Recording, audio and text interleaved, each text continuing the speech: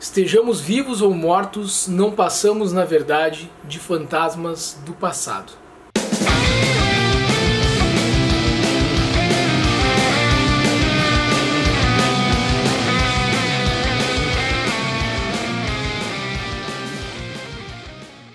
Vamos de novidade hoje no Sujeito Literário. Vou te falar a respeito do livro da sul-coreana Bora Chang, Coelho Maldito, lançamento da editora Alfaguara, esse selo da Companhia das Letras, um livro que chegou aqui através da parceria que eu tenho aqui no canal. Só que é curioso demais falar isso para vocês, porque este livro já estava no meu carrinho desde a época da pré-venda.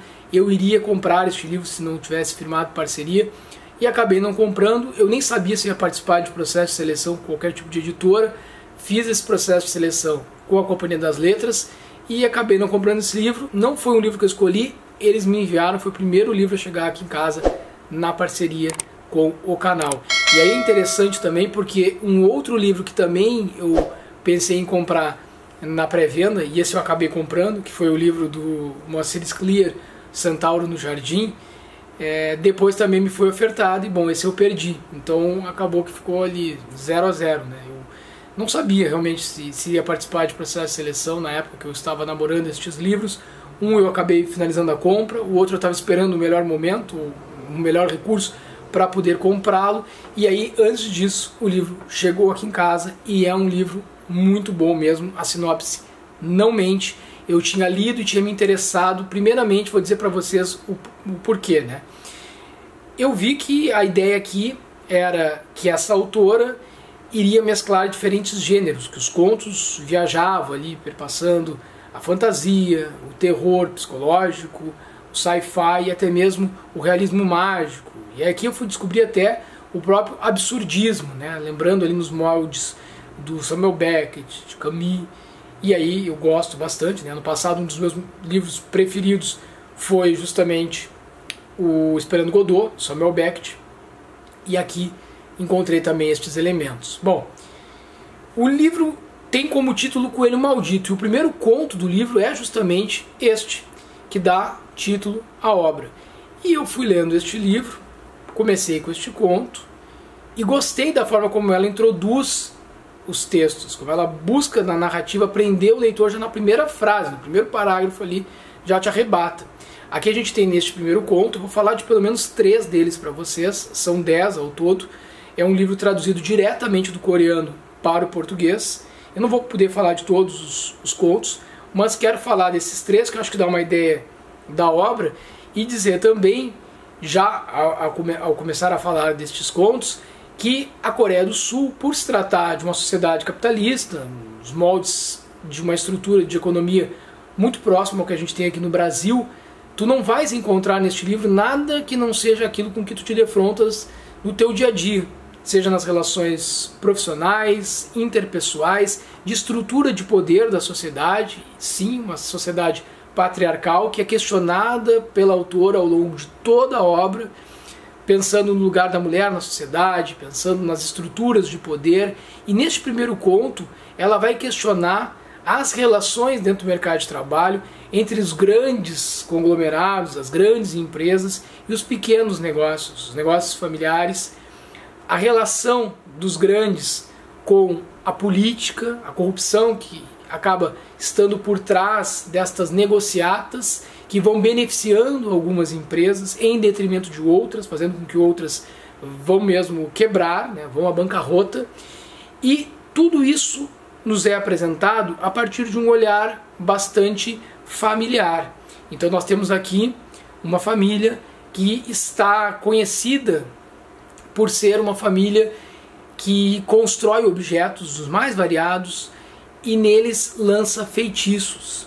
E estes objetos amaldiçoados são construídos por essa família há muitos anos e são vendidos para que as pessoas possam se vingar em casos, em situações em que há injustiças que estão sendo cometidas contra elas. Então tem toda uma questão ética até por trás dessa negociação de poder viabilizar que terceiros possam utilizar esses objetos amaldiçoados em questões da sua vida. Mas não é para que façam isso pensando em algo pessoal, eles, aqueles que são considerados os bruxos, os construtores destes objetos, e sim de modo a tentar suprir assim dentro desse vazio, essa sociedade, aqueles espaços em que não há uma intervenção possível que vá viabilizar justiça num determinado caso. Aqui nós temos então um avô que vai contar para sua neta, mais de uma vez ela vai se queixando desde o início que ele conta sempre a mesma história, que é a história de um abajur, que é esse abajur de um coelho que foi amaldiçoado para que ele pudesse ali cumprir uma determinada função em uma situação de injustiça dentro do mercado de trabalho, nessas relações de poder, dessa estrutura social dentro da sociedade capitalista. Eu não vou dizer muito mais a respeito disso, mas a obra é surpreendente, inclusive no seu desfecho. Então tudo que eu digo para vocês agora é só o que está na superfície de onde vai ser questionada aqui a ambição do ser humano, aonde que as ambições podem nos levar, as consequências da busca desenfreada por dinheiro, por lucro acima de tudo. É um conto muito interessante, ele dá a largada. Bom, aí quando eu finalizei esse conto, eu pensei, tá, vai ser difícil de manter esse nível. Só que eu viro a página e o segundo conto, para mim, foi ainda mais arrebatador. Conto com o nome A Cabeça. E aqui é a maternidade que vai ser colocada à prova. Então, para nós homens, que nunca vamos saber o que é ser mãe, né, que não somos aquela protagonista do conto, somos provocados, convidados, eu diria que intimados a usarmos do máximo possível de empatia para nos colocarmos no lugar desta mulher. Mulher esta, olha que situação curiosa, que está utilizando o banheiro, depois de fazer as suas necessidades, ela vai lá, aciona a descarga, lava suas mãos, quando vai apertar o interruptor para desligar a luz e sair do banheiro, ela ouve, mãe! E aí ela não era mãe, não tinha filhos. Ela vai olhar para a privada, que é de onde vem a voz, e sai uma cabeça lá de dentro. Ainda bastante disforme, aquela massa que sai por dentro da privada, mas ali havia um ser, uma coisa, que chamava esta mulher de mãe. E aí vai entrar uma discussão incrível aqui, e aí me lembrei sim de Samuel Beckett, essa coisa do absurdismo, onde há um diálogo que nos provoca a pensar do que somos constituídos, o que somos nós. É algo que está no nível também de uma escatologia, mas que não vai te provocar no sentido de te trazer elementos que vão simplesmente te provocar nojo, repulsa. Não, é algo assim, eu diria que perturbador. Vai nos convidando a refletir sobre a passagem do tempo também. Tudo que vamos deixando para trás, de fios de cabelo que vão para o ralo do chuveiro, vão até para a própria privada, ou mesmo ali para a pia, né, onde vão sendo descartados, a tudo aquilo que a gente vai deixando, mas que ainda assim, em algum momento, foi parte de nós, nos constituiu enquanto que somos. Então, esta passagem do tempo, este universo da mãe, este lugar social, é esta reflexão, numa perspectiva do absurdismo que nós teremos aqui com este conto. Para mim, o melhor conto do livro, até gostei mais dele do que o próprio Coelho Maldito, que também é sensacional. E aí, de novo, folhei a parte e digo para mim, bom, agora, se mantiver no terceiro já o mesmo nível, então realmente esse livro dificilmente vai me decepcionar. E no terceiro manteve também um nível altíssimo, e sempre com uma estrutura narrativa que vai permeando diferentes gêneros, embora o terror e a crítica ao patriarcado por parte da mulher, essas reflexões dentro do âmbito do universo feminino sejam sempre presentes, a crítica, a ambição também, só que isso tudo é feito de uma forma bastante diversa entre esses contos, não é algo repetitivo. Mas quando chego neste terceiro conto, eu acabo me defrontando com essa estrutura narrativa, que já começa sempre de forma arrebatadora, já te prende na primeira frase ou no primeiro parágrafo, no primeiro diálogo, e já não queres largar mais, não consegue parar a leitura. Aí eu fui indo assim, quando cheguei no conto de nome Lar, Doce Lar, há uma inversão, e aí não sei se foi proposital, mas eu pelo menos observei assim, nesse fluxo de narrativa.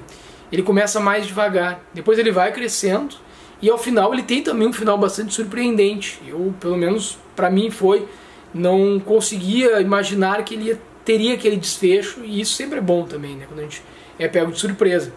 E ali se fala também de relações entre amigos, entre um casal que está querendo crescer junto, em que a mulher acaba crescendo mais do que o homem e construindo ali o universo deles familiar a partir da figura da mulher e não do homem. E aí entra um universo também de como que se dá essa relação, onde a mulher é ela sim a protagonista da relação, aquela que é a provedora do lar. Várias questões interessantes neste conto, porém ele não vem assim como os demais, assim, te atropelando, né? De forma... ele vai se construindo aos poucos, então isso me chamou a atenção. Mas não é sobre esse o terceiro que eu queria te falar. O terceiro é o conto que tem o título Cicatriz, porque este conto para mim soou como uma releitura do mito da caverna de Platão.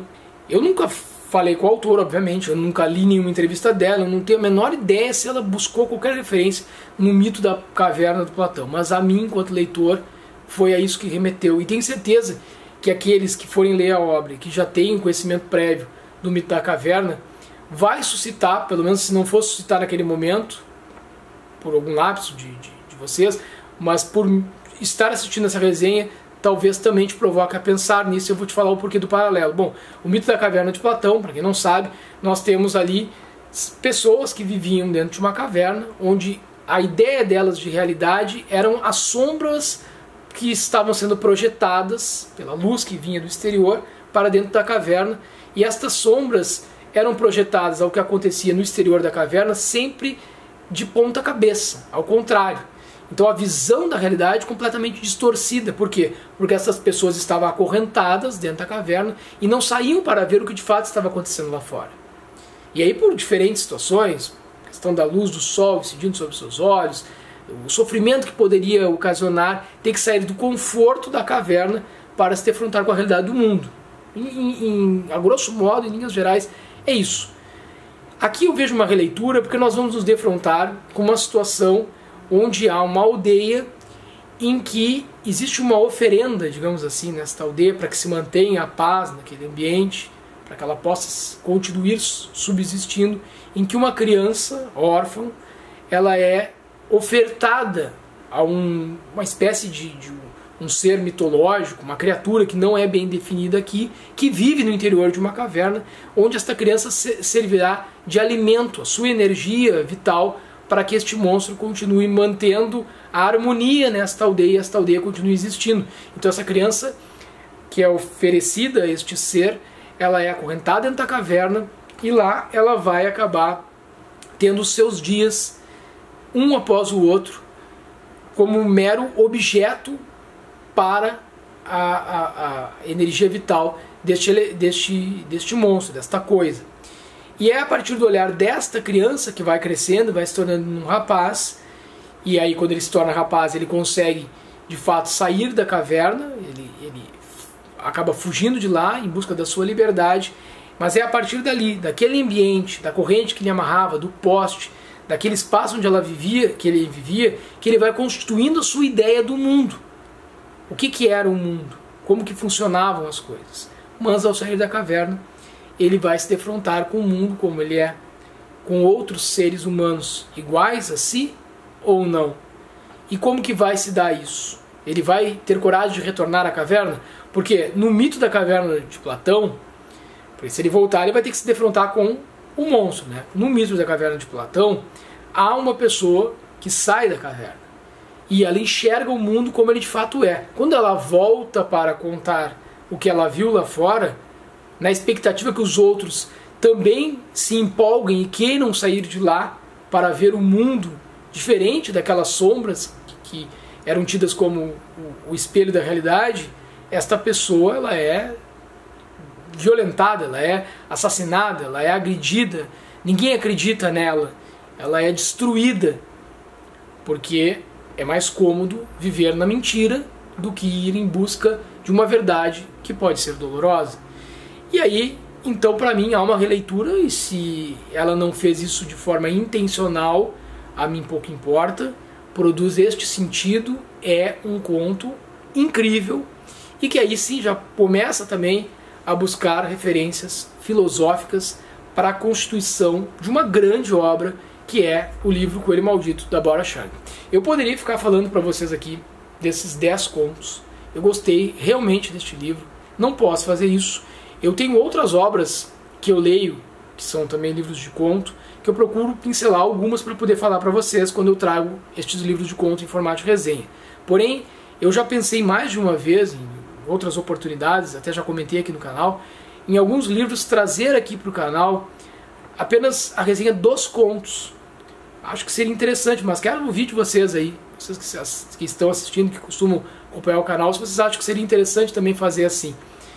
Vir para cá resenhar um conto específico. Eu li recentemente também, não tão recentemente, mas eu finalizei a leitura, por exemplo, da obra completa do Murilo Rubião, e eu gostei demais.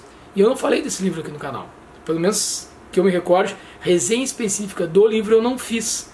Posso ter falado de forma aleatória em algum outro vídeo, tudo mais, mas uma resenha completa da obra eu não fiz. Se eu fizesse, eu também teria que elencar 1, 2, 3 contos ali para comentar com vocês. Mas estes contos do Murilo Rubião, que estão contidos neste livro, que tem a sua obra completa, também vários deles dariam resenhas específicas em relação a estes contos. Daí eu poderia citar também o Livro de Areia, do Jorge Luiz Borges, que já tem resenha aqui no canal, mas tem 4 contos específicos que eu gostei demais nesse livro, que eu traria um por um também, se fosse o caso. Então é isso. Esse livro da Bora Chang, para mim, chegou num patamar destes outros livros de conto que eu gosto tanto que dá vontade de falar de praticamente todos eles, ou até mesmo de todos eles, de modo a mostrar a tamanha diversidade com a qual a autora consegue trabalhar dentro da sua perspectiva, do seu pano de fundo, do seu olhar crítico à sociedade e do seu olhar crítico enquanto mulher à sociedade, que estipula locais de fala e lugares sociais para a mulher que tanto na Coreia do Sul quanto no Brasil são muito semelhantes. Então é isso. Essa é a dica do sujeito literário de hoje, o livro Coelho Maldito, da escritora Bora Chang.